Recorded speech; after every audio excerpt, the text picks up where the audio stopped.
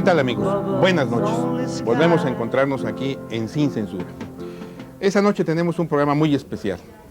Hemos invitado a un personaje al que, cuando tuvimos la oportunidad de participar en el movimiento estudiantil de 1968 aquí en Oaxaca, era paradigmático, era uno de los líderes más importantes del movimiento, Marcelino Perelló. Marcelino, qué gusto, bienvenido a Oaxaca. Bienvenido a tu programa, es un placer estar aquí. Y bueno, la verdad es que en aquellos tiempos, estamos hablando de 68, el mundo agitado, el movimiento de Francia, el movimiento de otros países, México, las Olimpiadas, Díaz Ordaz, todo este escenario que se presenta en 1968. ¿Cómo lo vive Marcelino en sus inicios? Empiezas con una consideración que es fundamental y que desgraciadamente muchos olvidan. A saber, el 68 es un movimiento mundial. Así es. Y cuando digo el 68 también estoy incurriendo en un pequeño error. Los 60s. Lo fundamental de todo aquello es la década. El 68 es un momento culminante en México o en Francia. En otros países el momento culminante se produjo en otros años, antes en Alemania, después en Italia. Pero ha habido un problema de irresponsabilidad histórica al querer reducir lo que sucedió en el mundo durante una década a lo que sucedió una noche en una plaza. En México tenemos una memoria deformada del 68, puesto que todos los reflectores, la atención de la prensa y por lo tanto del público, vivimos en una sociedad en donde la gente piensa lo que la televisión le dice que piense, ¿no? A lo mejor al rato hablamos de la democracia, ¿no? Por supuesto.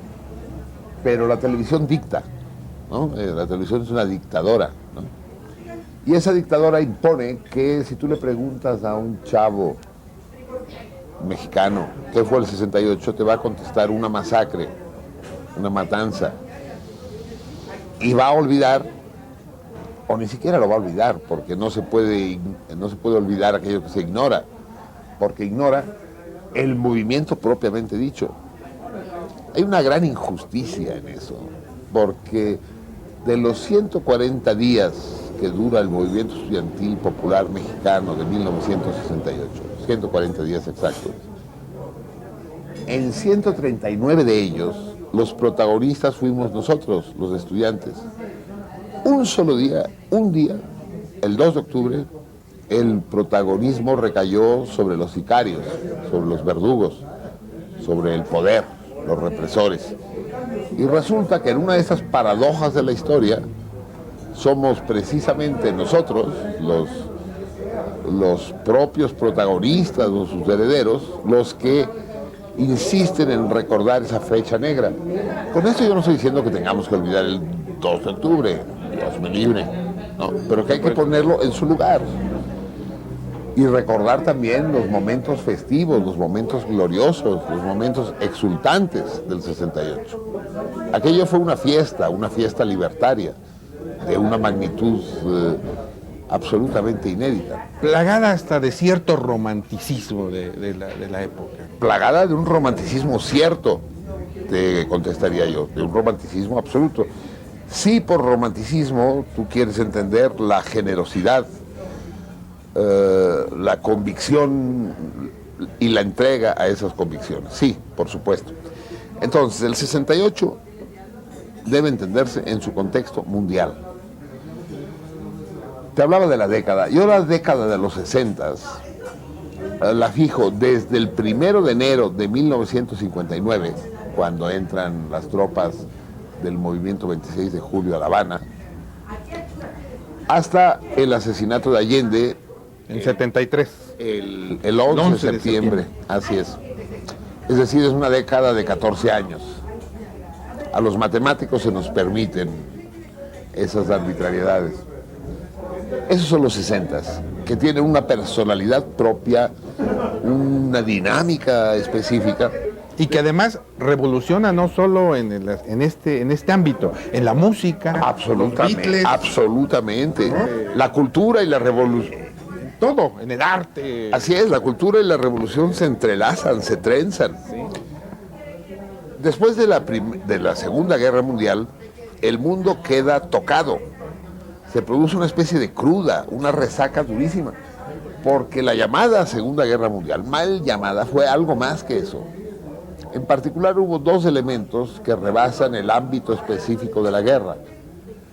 Uno es el exterminio de los judíos por los nazis y el otro son las bombas atómicas de los gringos sobre Hiroshima y Nagasaki, el exterminio de los japoneses por los gringos.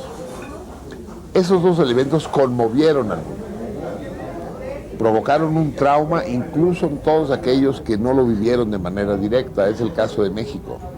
México no vivió la guerra de manera directa, no existía la televisión, los medios tenían una cobertura mucho menor a la que ahora tienen, pero la población de México, como la del mundo entero, queda absolutamente afectada.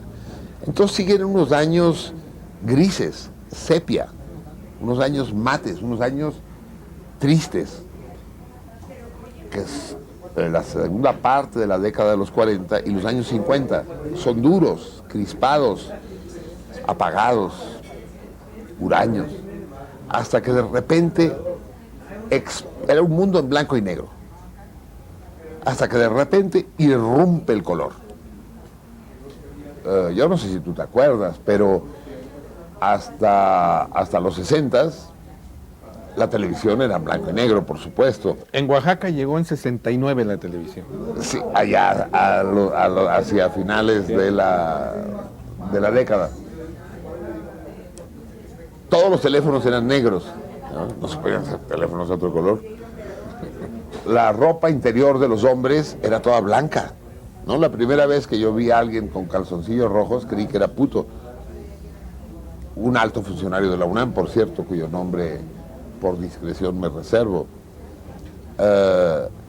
Y de repente el color irrumpe.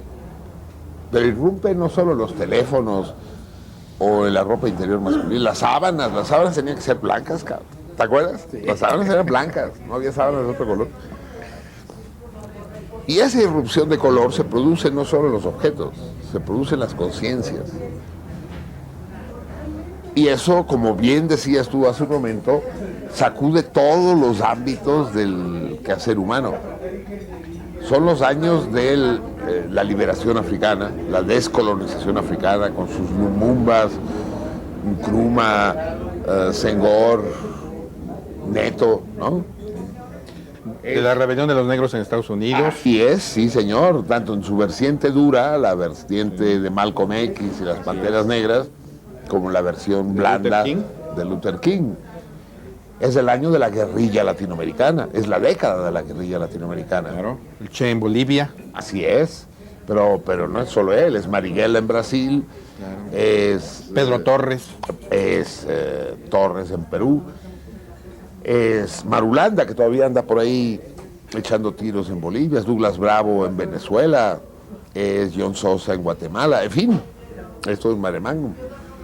Es, sobre todo, ante todo, diría yo, es la guerra de Vietnam. Yo creo que la guerra de Vietnam es el eje maestro en torno al cual gira toda la movilización de los años 60. Y es, lo usé incluso para definir la década, los años de la Revolución Cubana, ¿no? Otro de los ejes.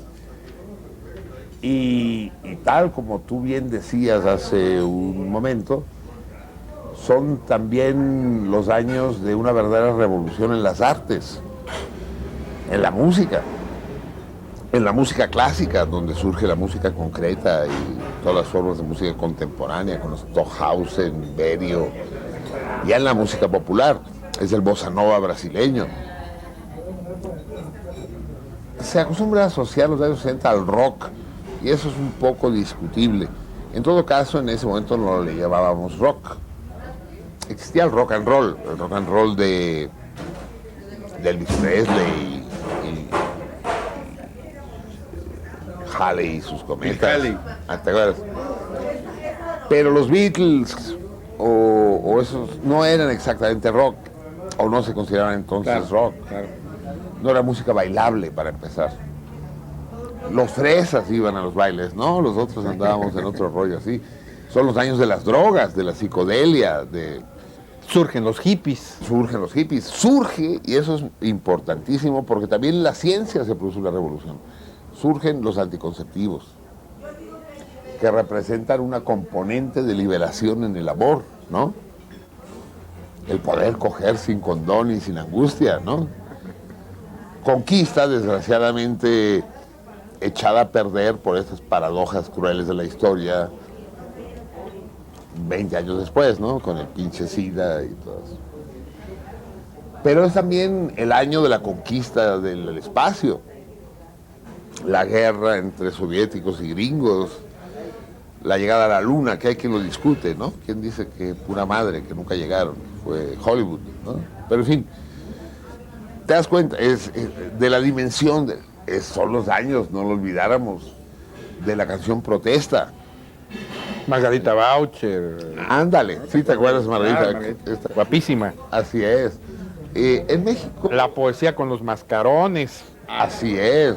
Los folcloristas. Los folcloristas. Así es. Sí, sí, lo tienes muy presente. Pero en el mundo entero. Es Billetti en Uruguay, Los Parra en Chile, Mercedes Sosa. En Europa es interminable el movimiento de la canción francesa con Brassens, con Leo Ferré, con Moustaki, en Cataluña con Jacques, Raymond, Serrat. Hasta en Rusia con Evtushenko. Así es, el movimiento de la poesía. ¿No? En fin, esos son los 60. Entonces, no sigamos porque no vamos a hablar nunca de México. No vamos a hablar de lo que tenemos que hablar, o de lo que queríamos hablar. Así es. Pero si no, Ese es el contexto. si no inscribimos el 68 mexicano en ese contexto, no lo entendemos. Claro. Eso es fundamental establecerlo. Y bueno, llega el 68, llega en julio, y además las cosas surgen de manera, diría yo, casuística. El pleito entre la ocheterena, la vocacional, se cruza con la conmemoración de el aniversario de la Revolución Cubana, y luego viene, pero yo creo, no sé si estés de acuerdo conmigo, que en todo esto estaba latente. Lo que se necesitaba era... El pretexto. Y ahí estás tú. La pólvora estaba seca. Faltaba la chispa. Yo recuerdo que con mis compas del Partido Comunista, yo era comunista, desde 1965, cuando ingresé a la Juventud Comunista, leíamos los periódicos en mayo, que nos traían las noticias De Francia. fragmentadas del Mayo parisino, ¿no? Y decíamos, óyeme cabrón, ¿para cuándo una cosa así aquí? Dice, no, hombre, espérate sentado, nunca. Y no sabíamos que estábamos a 2 meses escasos del inicio de un movimiento cuya envergadura rebasó con mucho la del Mayo francés, en fin, en algunos de sus aspectos. En otros, tal vez los franceses nos rebasaron, pero en fin, no podíamos imaginarlo. Pero el movimiento estaba ahí. El movimiento tiene una serie de antecedentes que es importante no olvidar, de movilizaciones anteriores. Yo viví de manera muy directa la huelga en la UNAM de 1966. De Chávez, Así es, la que concluyó con la renuncia el rector. con la desgraciada renuncia del rector Ignacio Chávez, porque ahí éramos unos irresponsables, que no sabíamos exactamente lo que hacíamos. Eso, pensándolo años después, con los compas que participaron en ese movimiento, llegamos a la conclusión que muy probablemente fue organizada desde la presidencia de la República. Chávez no era una persona especialmente grata a Díaz Ordaz. Pero en fin, en el 67 hubo la huelga por la Escuela de Agricultura en el Politécnico. Y yo creo que esa es la clave de la magnitud del 68, que fue el primer movimiento en la historia de las movilizaciones populares en México en las que se unen Politécnico y universidad. Cierto. Hasta entonces los politécnicos y los universitarios no nos conocíamos. Para nosotros los universitarios, los politécnicos eran nacos. No, ese término no existía. No entonces. existía, pero es el símil. Eso, los pelados, decíamos. Era el símil. Los polis son los pelados, ¿no? Del norte, el norte de la ciudad. Y para los politécnicos, los universitarios Los de éramos Santa Julia. los pirurris, así es. Tampoco existía el término pirurri. Éramos los popis, los niños popis, ¿no? El sur, los fresas, ¿no? Ese término ya existía, fresas, surgió entonces. De manera que cuando se produce la primera reunión conjunta de politécnicos y universitarios en un aula de filosofía y letras, la noche del lunes 29 de julio, era una especie de encuentros cercanos de la tercera fase, ¿no?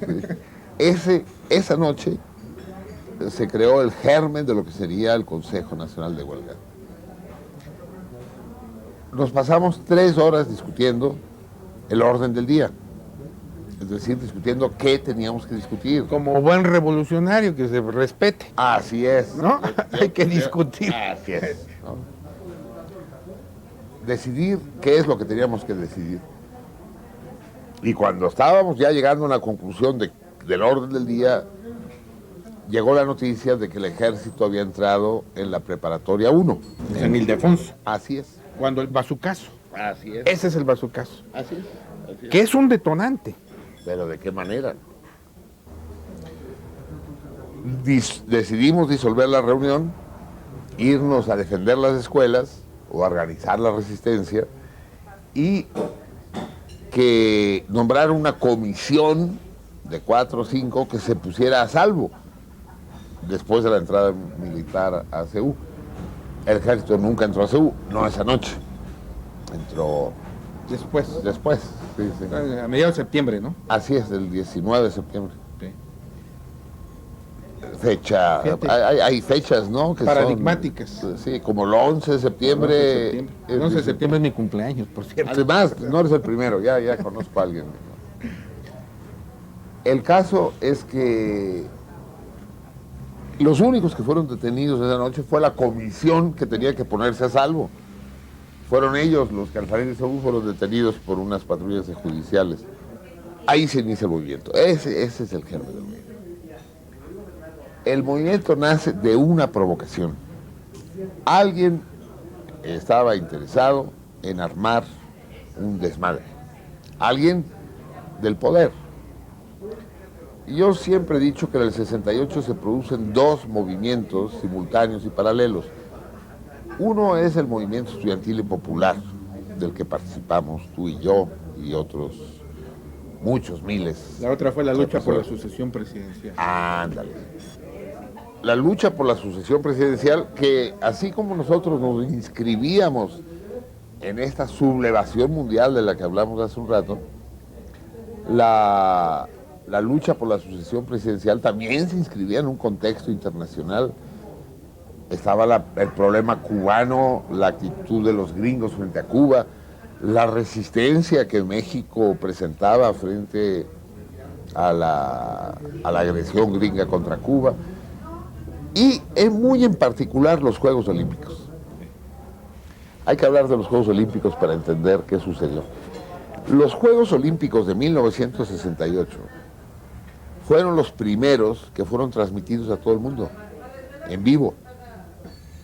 Yo me acuerdo que en el 64 los Juegos Olímpicos fueron en Tokio y que vimos algunas escenas en vivo y recuerdo cómo nos maravillábamos de, ¿estás viendo lo que está pasando en Tokio ahorita? Veías puras mosquitas en la pantalla, pero nos emocionábamos muchísimos. Y fueron los primeros Juegos Olímpicos transmitidos en color. De manera que los Juegos Olímpicos del 68 se convierten en el primer espectáculo televisivo que es utilizado de manera política, que es utilizado por los políticos para incidir sobre el desarrollo de la política mundial. Es la primera vez, esto que ahora es una costumbre cotidiana, en todo se ha iniciado. Y eso fue lo que condicionó que la provocación existiera. Esa tarde del 23 de julio que tú mencionabas, cuando se enfrentan dos grupos de estudiantes de una escuela politécnica, la Boca 5, resulta que intervienen los granaderos. Eso ya es muy insólito, porque los granaderos no intervenían para cosas los granaderos eran utilizados para disolver manifestaciones o mítines, pero no para pleitos entre pandillas, hombre. Sí. Yo estudié en una prepa, estábamos muy cerquita ahorita. Yo estudié en una prepa de la Ciudadela, de ese barrio, o sea que conozco bien la dinámica de estas. Intervienen de manera violentísima los granaderos. No solo eso, entran dentro de la Boca 5, golpean a estudiantes que no tenían nada que ver, golpean maestros, incluso se habló de una persona muerta. Al día siguiente se vuelve a producir lo mismo, vuelven a intervenir los granaderos. Y ahí sucede algo muy extraño. A raíz de esos acontecimientos, la FENET, ¿te acuerdas de la FENET? Sí, claro. La Federación Nacional de Estudiantes Técnicos. Eso es, que dirigía un charro, era un sindicato estudiantil charro. Sí, sí. La FENET convoca a una manifestación de protesta en contra de la brutalidad policial. ¿De qué estamos hablando? El Chayo Cebreros, la FENET, en contra de la policía, los patos tirándole a las escopetas. No era concebible. Y resulta que esa manifestación de protesta en contra de la policía es el mismo día que nosotros, los universitarios y también politécnicos de izquierda, organizábamos nuestra manifestación ritual de apoyo a Cuba, 26 de julio. Las dos manifestaciones, pues, se producen a la misma hora, el mismo día. En ese momento no nos cayó el 20, pero la provocación ya estaba montada, ya estaba pensada. Las manifestaciones, los trayectos de las manifestaciones, no debían cruzarse. La nuestra iba, como siempre, de la SCOP, por San Juan de Letrán, hoy Eje Central, hasta el hemiciclo a Juárez. La de los politécnicos iba de la Ciudadela a Santo Tomás. No debían cruzarse. Pero la manifestación politécnica, cuando llega a Sullivan, se desvía hacia el centro, al grito de Zócalo, Zócalo, Zócalo. De manera de que los dos contingentes se encuentran en la Alameda. Yo creo que estaba previsto de que hubiera un enfrentamiento, pero no lo hubo por la experiencia y diligencia de los líderes. Se evitó el enfrentamiento y se hizo un mitin conjunto a favor de Cuba y en contra de la brutalidad policial. Pero a pesar de que no hubo ningún enfrentamiento, ahí carga la policía, con una brutalidad insospechada. Los granaderos se limitaban a dispersar. Aquí impidieron que la gente se dispersara porque llegaron en una operación pinzas por todos lados. En los botes de basura que había sobre la avenida Juárez y la Alameda, habían colocado piedras. ¿Quién? Pregúntalo. Pero con esas piedras los provocadores rompieron las vitrinas de los comercios de lujo que había ahí en la zona, Nieto Regalos, Misraki, no sé. Claro. Y se desata una represión impresionante que lleva a la cárcel mucha gente. Pero esa misma noche son allanados los locales del Partido Comunista y son detenidos algunos compañeros nuestros que estaban lejos del teatro de los acontecimientos. Félix Godet, Arturo Sama, Valdespino, estaban tomando un café en el Café de las Américas, lejos de ahí, y ahí los detuvieron. O sea, la provocación estaba montada. Lo interesante de todo esto es que nosotros caímos en la provocación. Y caímos porque estábamos dispuestos a caer, porque eso es lo que estábamos nosotros pidiendo, que nos dieran un pretexto, que nos dieran un motivo, ese pretexto del que hablabas tú hace un momento. Y nos lo dieron y lo tomamos. Y luego viene lo que tú comentabas hace un momento, aquella reunión donde los únicos que aprenden son a los que tenían que cuidarse, que salvarse. Y luego viene agosto, que creo que es el mes de esta fiesta que tú hablabas. ¿Cómo se logra ya ese momento del movimiento? Ese 1 de agosto El CNH todavía no estaba constituido. Los 6 puntos de nuestro pliego petitorio no estaban todavía establecidos. El rector protesta de manera muy enérgica por la toma militar de la Prepa 1 y en un gesto simbólico que lo honra, decide izar la bandera mexicana a media asta en Ceú, lo cual era un desafío al gobierno. Absolutamente. Entonces hay una negociación con el rector, te digo, el CNH todavía no estaba constituido como tal, una negociación para realizar la famosa manifestación que saldría de Ceú al Zócalo, ese era el proyecto original. Y que es detenida en Félix Cuevas. Así es. Y ahí es donde yo creo que ya el movimiento tiene una fuerza diferente. Así es. Y te pido, que ya se nos agotó el tiempo de este programa. Todavía no empezamos. Todavía no empezamos, que continuamos la próxima semana. ¿Te parece bien? Seguimos. Sí, seguimos. Compromiso. Dicho y hecho. Amigos, hemos llegado al final de Sin Censura. Ya saben a qué hora es, ya saben qué día es, ya saben en qué canal es. Los quiero mucho. Buenas noches. Nos vemos el próximo miércoles y seguimos conversando con Marcelino Perellón.